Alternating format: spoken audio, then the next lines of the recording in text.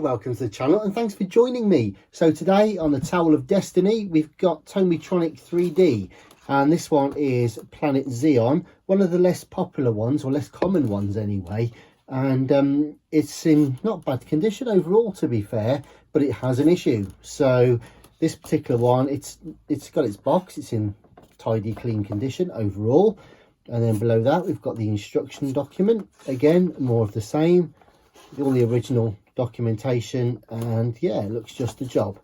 Then we move on to the unit itself, and again it needs a bit of a wipe, to be honest, and a polish, but it's in very nice condition. The print is still on there, so that's all good. The sticker's in good condition, the window isn't marked, and the sticker's in nice condition on the back as well. So all in all, very presentable. No cracks on the viewfinder or anything like that.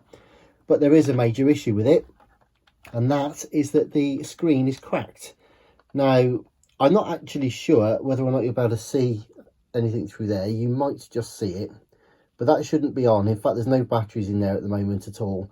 And I think what's happened there is the light from the window, if I just cover my hand over it, yeah, there we go, is just coming through onto the actual backlit part of the display. Normally I believe the LCD display would probably be black unless it's got a current going through it, and so what it's done is where it's broken, you can see the coloured lens behind that kind of gives some context to the explosions and that sort of thing. So unfortunately we can't repair that. You never can. Obviously the LCD screen itself is cracked and beyond repair, but it's such a fabulous unit. I mean, the polystyrene is there, look, all intact and super clean. So we've had to bite the bullet and buy a donor one, and I have one just here, and this one is again got potential. Really, it needs a good clean and a polish, but the print is still on there, and the viewfinder's in, well, fair condition. It's got the strap, but it does have, look, there's like a melt mark or something on there. It's got, again, the melt marks just on the window there, and there's some damage to the sticker and stuff underneath. So it's not, it's also making a rattling noise actually. So I hope nobody's actually been messing about too much inside, and that might be soldering iron burns or something. But my plan is to rescue or salvage the LCD screen from this one and actually put it into that one. So that's what we're going to do today. Incidentally, I don't think you can actually interchange them between different games like Thundering Turbo and Sky Attack and stuff like that, because I believe they're probably compartmentalized. Let me know in the comments if that's not true, but I just can't think that it's not just the Zebra connections and stuff that are doing all the work. There must be something in the screen itself, I would imagine, that denotes which game it actually is. It might just be controlled by the chip, I honestly don't know, but in any event, I figured if I could find an older version of this particular game, that's going to be the easiest way just to swap the two. So first things first then, I think, is we'll just get this one open and retrieve the screen. Right, first things first then, let's get these screws out, and I believe there are 1, 2, 3, 4, 5, just the 6 there, so we'll get these out first.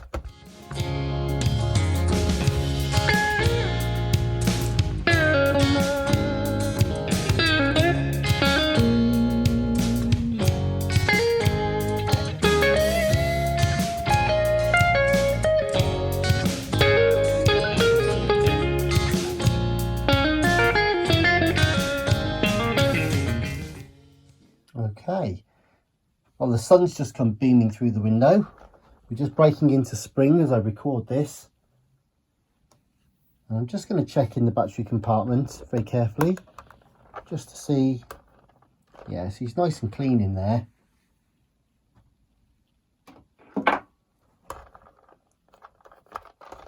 Let's have a look. All right, so here we can see the battery terminals are connected through here, and they go on the underside of the board. So next thing to do is we'll get this screw out here and remove the viewfinder assembly. Got to be a bit careful because, of course, this one is the proper one, if you like. It is the correct working one. be super careful how I handle it. So the 3 screws,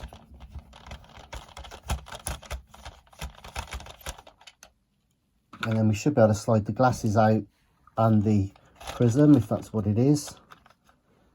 There we go. And that's in 2 parts. Pretty grubby, but there we go. Fine, we'll remove that out of the way. Righty-ho. So the next stage then is the screen itself. It's a shame the circuit board looks pretty good nick actually. So I've just had another thought whilst I'm at it. I might actually just remove the whole lot.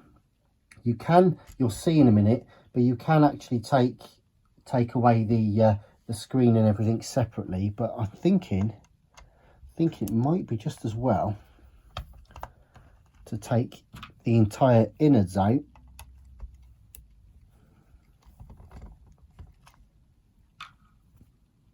and just transplant them.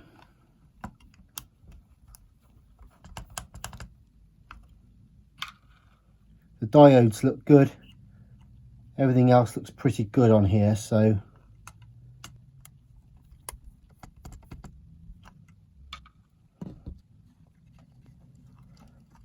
right, let's have a look. Okay, then of course we can just remove the window, and this was the window that had the damage, if you can see it there in the light.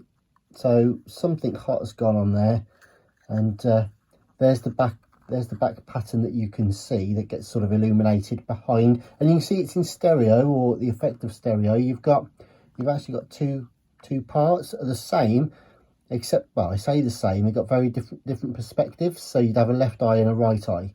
So that's that. But as I say, I think what I might just do, you know, is just for now keep the dust off the screen. Incidentally,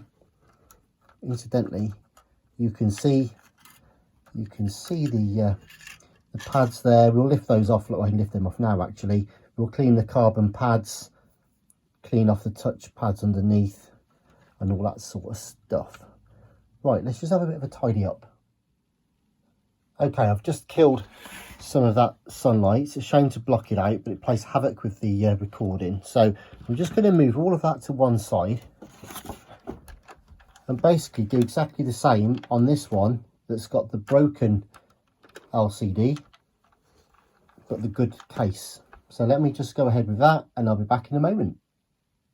Okay, so here's the carnage left by 2 disassembled Tomytronics.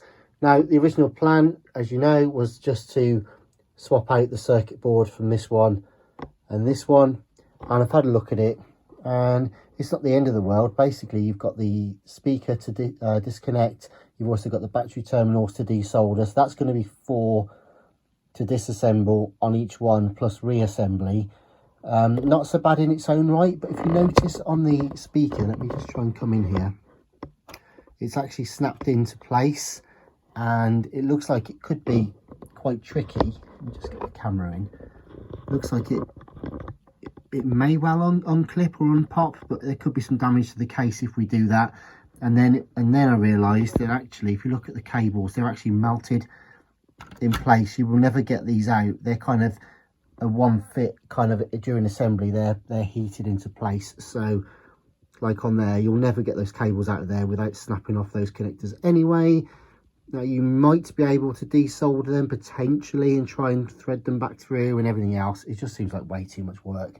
So I think what I'm just going to do is clean off these pads behind here whilst I'm here, clean the carbon pads just whilst we're at it. And we're just going to go for it, I think, and swap the screen around, which was plan A. And first, I think I will just clean those pads really quickly.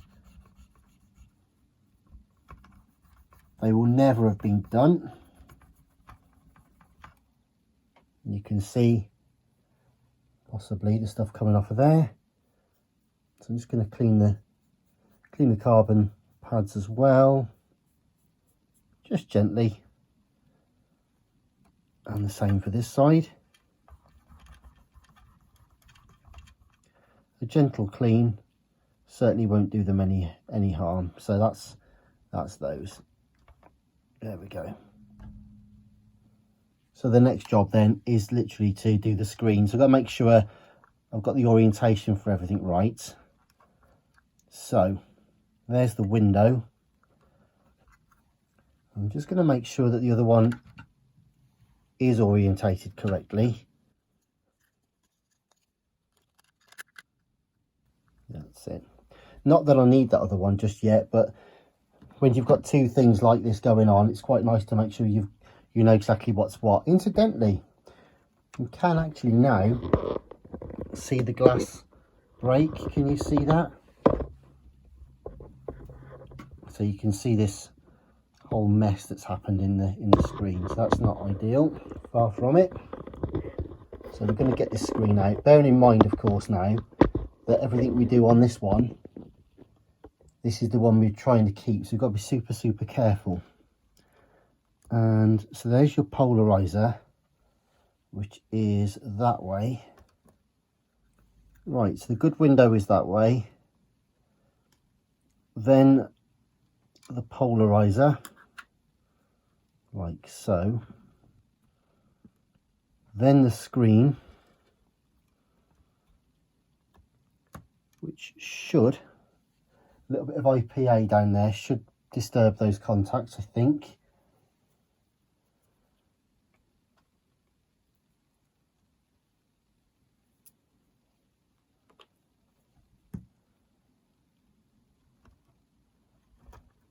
There we go.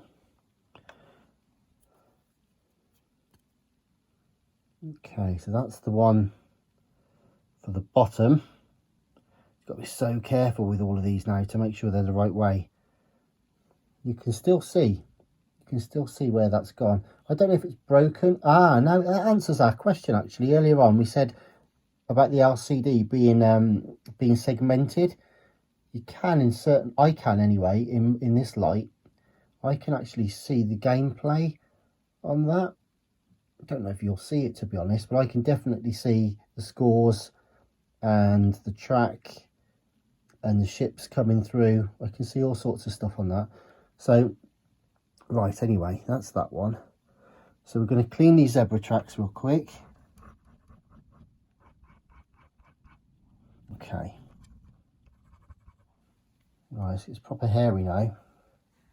So I'll move that along. And move the next one in.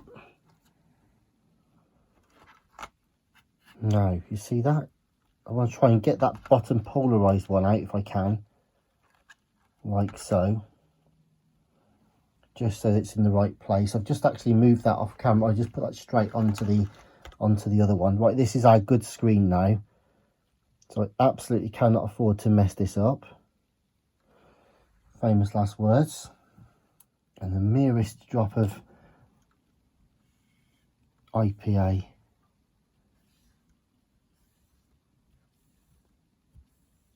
Because I don't want any capillary action or too much leaching through. There it goes. Fine.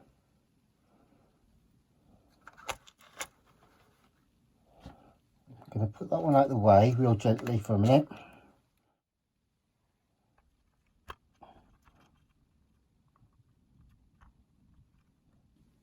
So there.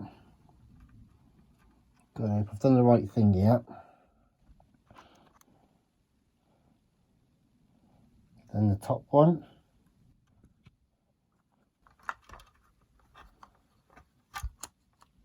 Okay, so we're just skipping ahead now. I've got the glass assembly back together and in. Just got to be super careful when you're doing that you get the orientation of the polarized lenses right. There's two different sizes. There's like a small one that goes in one pocket, and then there's the screen, and you've got the other one, and of course you can't really tell what's what, and there is a bit of a formula for it which I'll share another day. But anyway, long and short of it is I've figured it back out now, so I'm just going to put it back together really carefully, screw it back into there, assemble it, and we'll be in luck hopefully. So there it is then, Tomytronic 3D Planet Zeon with a new screen. So I'll give her a nice polish at some point, but she's not looking too bad, to be fair, as it is. But there we go then, best of both worlds. We've got the better case out of the two, and now we've got the new screen in there. So let's see if we can put this on, see if you can actually see it. Notoriously difficult to film, but there we go. You can see how bright it is. Fantastic. Good stuff. So there it is. It's all working now. The whole screen, oh, the whole screen is there. Not that you can see it the way I'm playing it like this. There we go. Anyway, you get the idea. You get the idea. So it's all working. To be honest, I thought I'd bitten off more than I could chew, really, at the time. It was all getting a bit hairy, what with those polarizing filters and stuff spilling out all over the place. But I figured out how they go back now, at least, which is something. But anyway, that'll be quite nice now. So once this one goes back in its box and complete with its instructions and everything else, lovely little set there. And as for the spare one, this one will be okay. We can still do something with it. Most of it still works, to be fair. We might even be able to sand that out, but possibly not. But in any event, the hinge works okay on the battery door, and the goggles do work, and everything's okay. The circuit board's all right, so we'll be able to do something with that, I'm sure. So anyway, that's all I've got for you today on the Tomytronic 3D Planet Zeon. Just a short and sweet video, really. But if you like your retro gear, boomboxes, 8-track players, personal stereos, games, all that kind of stuff, then please subscribe, hit the notifications bell, and I shall see you soon. In the meantime, thanks very much for watching. Take care and goodbye.